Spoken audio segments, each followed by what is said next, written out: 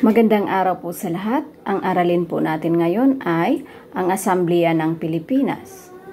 Ang Batas ng Pilipinas 19 o Batas Cooper na itinaguyod ni Kongresista Henry Allen Cooper ay pinagtibay noong Hulyo 1, 19.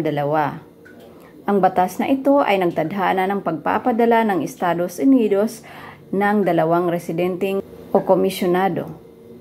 Bibigyan sila ng karapatang makilahok sa mga debate o sesyon ng mababang kapulungan sa Kongreso ng Estados Unidos, ngunit walang karapatang bumoto sa anumang isyu o batas ng kapulungan. Ang unang 2 komisyonadong ipinadala ay sina Pablo Ocampo at Benito Legarda bilang kinatawan ng Pilipinas. Ang Batas Pilipinas 19 ay nagtakda ng probisyong pagtatatag ng Asambleya ng Pilipinas. Kaya noong Hulyo 30, 19 ay naganap ang isang halalan ng mga kagawad ng Asambleya ng Pilipinas. Ito ay pinasinayaan noong Oktubre 16, 19 sa Maynila o Manila Grand Opera House. Si Jose Barlin, obispo ng Naga, ang namuno sa dasal.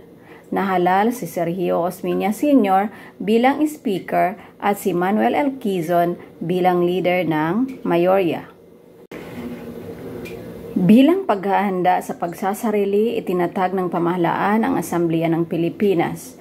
Ang Asambleya ng Pilipinas ay binuo ng mga Pilipinong nakikiisa sa pamahalang sibil na itinatag ng mga Amerikano.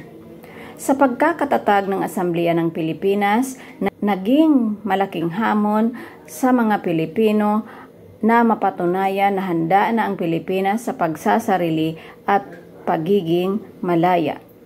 Sa ilalim ng Asambleya ng Pilipinas, maraming nagawang batas, tulad ng Batas Gabaldon 19 na tungkol sa pagtatayo ng mga paaralan sa buong Pilipinas at ang batas bilang 1870 o 1870 ay ang nagtatag sa Universidad ng Pilipinas noong Hunyo 18, 1908. Napagtibay din ang mga batas tungkol sa pagpapaunlad ng sistema ng transportasyon at komunikasyon.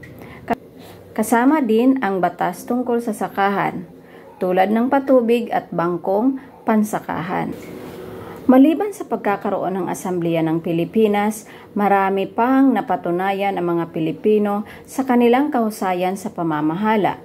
Ilan dito ay ang pagkahirang kay Gregorio Araneta bilang kalihim ng pananalapi at katarungan at kay Cayetano Arellano bilang punong mahistrado ng Korte Suprema. Lumawak din ang pakikibahagi ng mga Pilipino sa pamahalaang lokal at serbisyo sibil.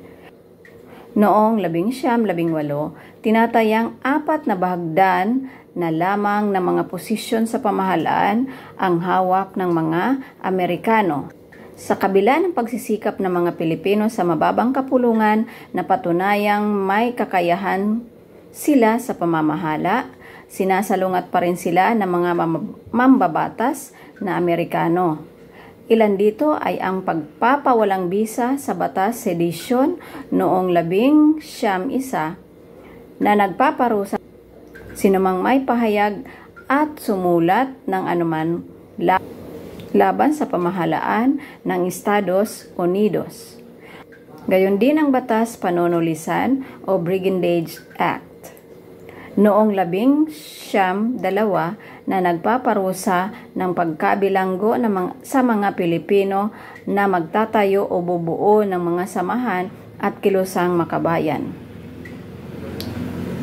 Meron ding batas sa bandila noong 1907 na nagbabawal sa paggamit ng anumang sagisag o bandila, lalo na ang mga sagisag ng himagsikan.